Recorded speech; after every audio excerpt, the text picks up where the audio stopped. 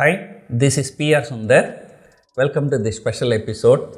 I'm going to talk how some HNIs avoid paying tax in India and they make money and still avoid paying tax. The people say just for fun, you borrow a small amount of money, you will be in trouble, and you borrow a big amount of money from a bank, then the bank will be in trouble. So the problem is not for the individual, is for the banks. And you know what happened in case of Nirav Modi, Vijay Mallya. Somewhere I read, Nirav Modi was wearing a jacket, it cost more than 5 lakh rupees. And look at my shirt. I have never spent more than 1000 rupees in my lifetime for my shirt. So the maximum I spend is only about 700, 800 rupees per shirt. Still, those who are wondering where I'm getting all these designer shirts, so I buy these shirts from Singapore.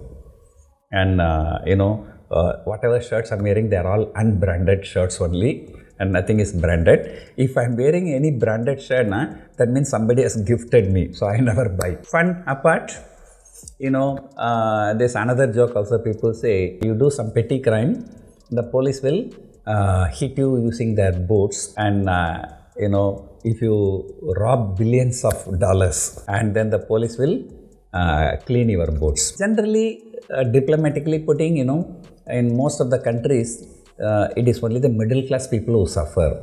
The low class people, they don't pay tax. High class people also, they don't pay tax. They know how to avoid it. So it's always the suffering of middle class. Just I'm coming back to my topic. How some ultra HNI clients avoiding tax. So first thing is that, there are only two countries which are nearer to India, 3 to 4 hours of flight, and culturally closely associated with India. So one is Singapore, other one is Dubai. And of course, Singapore is very expensive, but Dubai is relatively very cheap. First thing is that people choose Dubai. Why people choose Dubai? Number one, it's a tax-free country. We can't say tax-free, it's a zero tax. You pay tax, but you pay zero tax. So I was told tax-free and zero tax, they both are different. Details I'll come later. Singapore, there is a taxation. So first thing is that Dubai is tax-free country. And number two, Dubai currency, they say dirham, is pegged with the dollar. That means it will never depreciate against the dollar. When the dollar appreciates, automatically, so this currency is pegged with the dollar also appreciates. I know few countries. One is the Dubai, the other one is Hong Kong. These two countries peg their currency with the US dollar. And then, it's a safe country, crime rate is less, and then, culturally associated with India, few hours flight from India, flight tickets are cheap. And also, people can get residency visa. There's something called golden visa, so that's a 10-year visa. So if you are working, if you are getting a salary of 30,000 dirham per month, you get a golden visa. Or if you buy a property for 2 million dirham, so that's about 4.5 crore in Indian currency, even with a bank loan, you are still eligible for golden visa. So until recently, it's 2 million dirham from your pocket, but now even with the 2 million dirham, even with a bank loan also eligible. What some of the HNI clients do, assume that there are so many family members, father, mother, brother, sister, so many people, just one person is being settled in Dubai. How? They just go and buy some property, they get the golden visa, and then they stay in Dubai for 2 weeks, 3 weeks, then come back to India, stay here for 2 weeks, 3 weeks, again go back to Dubai, stay for 2 weeks, 3 weeks. So like this, they shuttle between Dubai and India. At the end of the year, so in one financial year, for more than 6 months, they stay in Dubai. That's because, if you want to be a tax resident of any country, you have to stay in that country for more than 180 days. So then only you get the tax residency certificate. You are a tax resident of Dubai. What happens, so the people stay, one of the family members stay in Dubai for more than 6 months. So effectively, he is considered as NRI in India, because any person who is staying abroad more than 6 months is considered as an NRI. Of course, there are some nitty-gritties. Recently, they have changed to 8 months, but 8 months or 6 months, there are certain exceptions. So then what happens? This guy open an NRO account in India. NRO account means non-resident ordinary account. So put the money into that account, and then start trading in derivatives, futures, options, At the end of one financial year, so they have to file the tax return. While filing the tax return, what this person do, he gets a tax residency certificate from Dubai and he submit it to the Income Tax Department of India. And so, because there is a double taxation avoidance treaty between Dubai and India, so these people do not pay any tax. This is how ultra HNI clients save tax. Recently, when I went to Dubai, I spoke to some clients, I spoke to some brokers, I spoke to some bankers also. So they all told me the same story.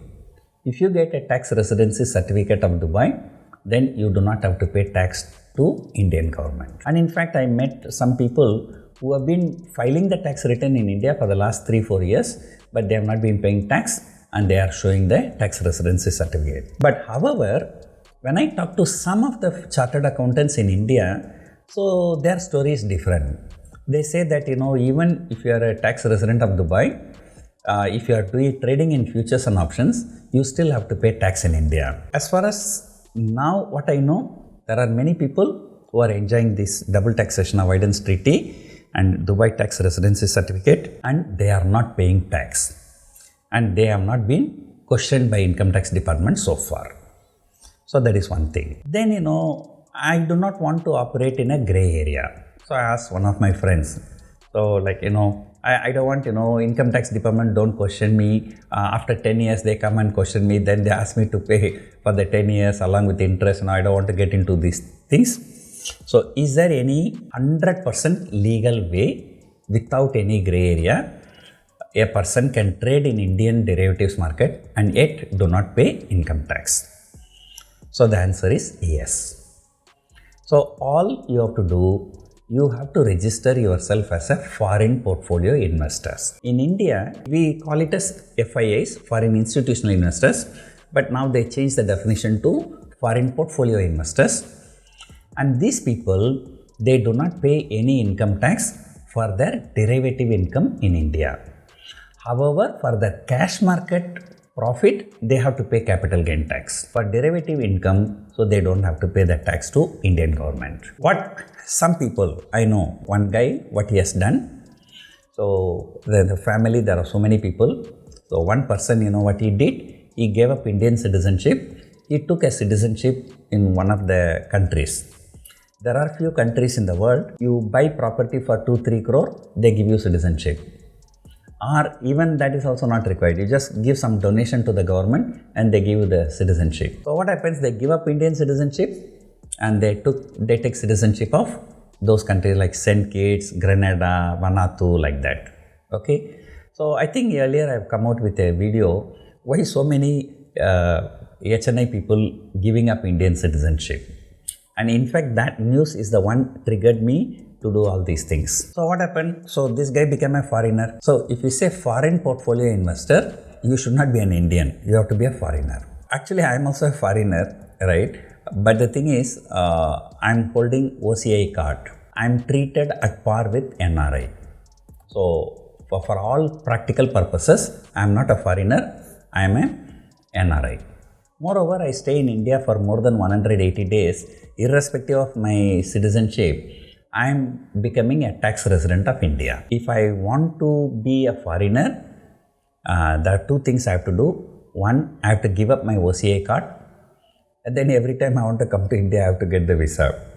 And second thing, I have to stay outside India for more than 6 months. So then a person becomes a pure foreigner. And then, so this guy, a foreigner, will have to set up a company in any country, but people choose Dubai because it's a tax-free country. So one member in a family give up Indian passport, get a foreign passport, then set up a company in Dubai, and in that company, this guy will have to have minimum 51% shareholding. The remaining 49% shareholding can be held by NRIs. Again, each NRI cannot hold more than 24%. What normally people do, they choose two NRI friends. So this foreigner take 52%, those two NRIs put 24%, so they get 100%. So they set up a company So they bring the funds to that company, and then this company register in India as a foreign portfolio investor.